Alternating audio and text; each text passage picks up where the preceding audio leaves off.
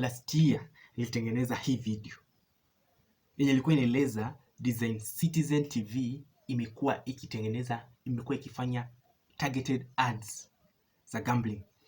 Nikisema targeted ads namaanisha walikuwa wana time, the perfect time, pale saa 3, saa 4, pale saa 3, saa 2, before news, after news, ndio wanaweka ad ya shabiki. Na tena haikuwa ad ya shabiki per se, ilikuwa ad ya walikuwa hawa advertise shabiki.com, walikuwa wana advertise Aviator. Una get the difference? Walikuwa wana advertise Crash Simulation yenye ni ngumu kushinda. Afadhali wange advertise shabiki.com, itakuwa like you advertising the betting company. Unaweza ndo bet Man U versus Arsenal, you get, kuliko ku advertise Aviator yenye ni crash game. Possibility of addiction is higher and possibility of winning. Juu unaona like ndege imeanguka, nikijaribu tena nitashinda, you try again, ndege inaenda, sema nikijaribu tena nashinda, afu unashinda za kompyuta, nice nimerekesha. So that's more addictive. Hiyo ni rahisi kupoteza pesa, and that's what Citizen were advertising. Afu walikuwa na advertise saa 3. Who watches news? Like ukiangalia demographics za to watch news Kenya ni kina nani wako juu? Alafu you know what I'm saying? You get what I'm saying?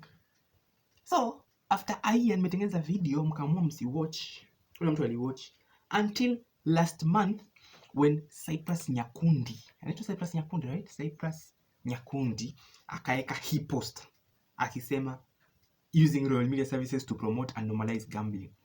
You know, it's gambling ni crash games gambling. That's worst. Alafu kama uliwatch hiyo video, kama hujawatch enda watch au kujawatch. Kama uliwatch hiyo video yenye nilitengeneza, walikuwa washindi wengi walikuwa ni wazee, mama they, you know, watu wenye hawajazoea kubet. Mtu mwenye atapoteza pesa na ngangane, you know what I'm saying? Like afadhali kijana, unajua vile unajipanga hata kama utakuwa addicted, lakini wazee na wamama wenye hata unashangaa hata alitumia strategy gani kuwin Aviator, you know, like mtu atafuatiliangi sports. Huyo ndo alikuwa targets. Anyway, aya imekam no Cyprian Nyakundi akapost kuhusu hiyo story. You know, ndo Wakenya akaanza kuongea. Mshangaa mlikuwa wapi hiyo time yote? When Citizen and SK Macharia were destroying lives. Lakini I bet kulikuwa hakuna evidence. Ndo wakakuja na evidence ya wanasema, nasoma hapa kwa Kenyan Insights, wanasema the breaking point, enough is enough, you have destroyed lives, gambling ads and false promises, stop pushing these cancers on Kenyans. This one stories zenye zina imagine ati Dan once employed in sales embezzles over 800,000 from his employer to feed his Aviator addiction. I mean, mara ya kwanza nikiingia Aviator nilikuwa naeka na 10 bob, lakini sasa definitely kuna tunafikiria nikiweka na 1000 ikienda tu ni 2k. So nikiweka na 10 ni gamble 50-50. Yeye tu, lakini sasa Aviator haiworking hivyo. Aviator is not a 50-50 gambling. Like Aviator is anyway, after losing his job, he borrowed money to continue gambling. A lucky win of 1.8 million gave him hope. He bought a car for 900,000 and celebrated his friends. Actually, the imani ya gambling, kuna anaitwa Dr. Kingori. Kuna msee wa Betika alikuja kwa Dr. Kingori, akasema venye mtu aliwin 24 million akibet, afu juwezi tu zote, wakamwambia wamfungie account atoe kidogo kidogo, bado akakataa na bado akapoteza the whole 24 million bila withdraw even half of it. Hapo alikuwa anasema most of the people who bet wakishinda 100 million, example tutakuna mtu ushinda, tuseme wakishinda 2k wana losing 3k, you get. Wakishinda 10k, by the time washinde 10k wame lose more. Ama even so tunapata mtu amewin million kwa Betika ama whatever, after a while atakuwa ame lose a million. So a lucky win of 1.8 million briefly gave him hope. He bought a car for 900,000 and celebrated with his friend. But the addiction soon consumed that windfall too. Today his construction project sits abandoned. His wife has left him. He's reduced to begging for small amounts of money to play Aviator, you know, in Kushua. So a one successful borehole drilling business owner in Moi Bridge, watching his life crumble as Aviator consumed millions of shillings, including client money. His marriage collapsed. His home construction stalled, and his once thriving business reputation was. Dorothy Katulu, a 28-year-old pregnant woman, is now serving 3 years at Langata after gambling away 200,000 from her saving groups. As treasurer, she betrayed her group's trust, hoping to multiply money in Aviator, but losing everything instead. She will give birth to her first child behind bars. Imagine. I remember kuna time fulani nimepewa fees za 100k. Nikafikiria what if niweke Aviator, ni study time imekuwa low, niweke tu niko na 200 afu nilipe fee ya alikuwa fee ya 90k afu nilipe fee ya 90k. I know that feeling. Umekuwa ukiangalia Aviator, umekuwa ukienda 3 5 10 7 8 2 20 hapo okay, kainaenda 1 ikaenda 1 point. Najua hiyo feeling na kuna watu jaribu, lakini Aviator, so if Citizen was advertising Shabiki.com, mimi singekuwa na shida, you know, lakini they advertising Aviator. They are not advertising Shabiki, they are advertising Aviator by Shabiki. You know the difference? Juu unacheza against the system, ni crash system, like inakupa ile nimewin nice, nimelose nimewin nice.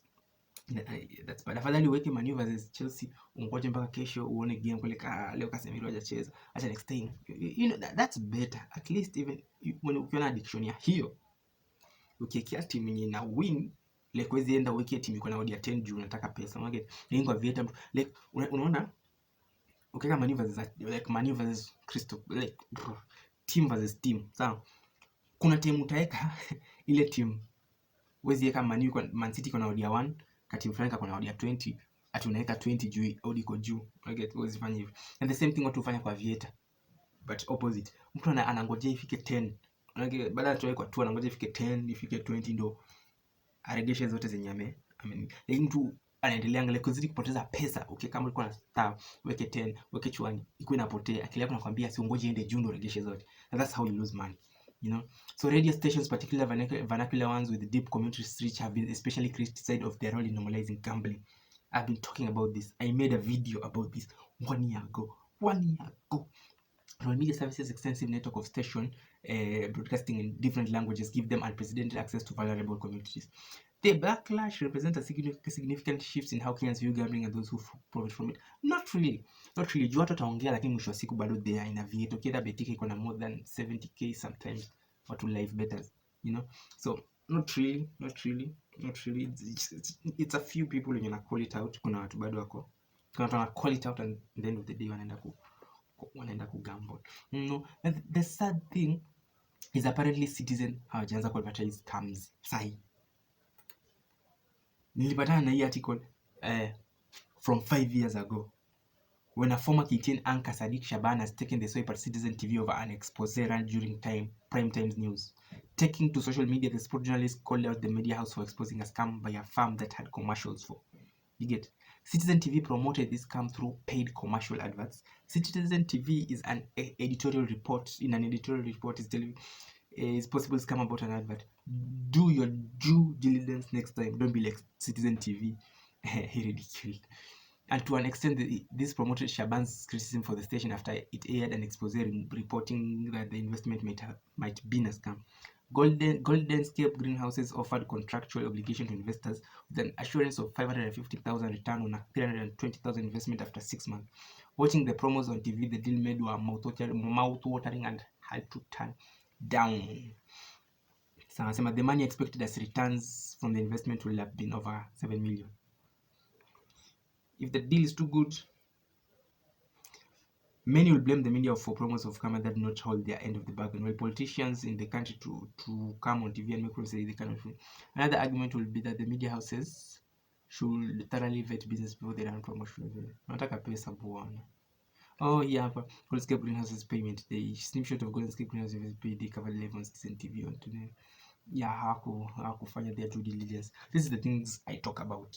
You know, now it's sad enough when kuna ile by mistake, like they know exactly what they're doing, you know, wanajua exactly yule mate atasikia Aviator, atasikia tuna win, afu yule kijana anajua Aviator unaweza win au usiwin, mate anajua nita win, bali hakulipa 10k fees chani yake Aviator nitawin. Acha nitumie Citizen, piga jeki, nitumie 100. Citizen hawezi ni con, Citizen TV mzuri hawezi ni con, na wamekuwa wakicriticize serikali, wanajua the struggles, hawezi ni con. At least wewe kama kijana you know what I'm saying? Next time msingoje sana ndo mwanze kuongea kuhusu hizi stuff, kwani kitu inaendelea. Oh yeah, what people so anyway, next time singoje sana ndo mwanze complain directly before the thing goes too deep. Mkiona red flag, it's a red flag, you know. Usingoje uone red flag man, yeah, acha tupe time rudi green, you know what I'm saying. Anyway, thanks for watching. It's been your boy Clyde, I'm your man Clyde, wherever. And don't forget to subscribe and watch the other videos.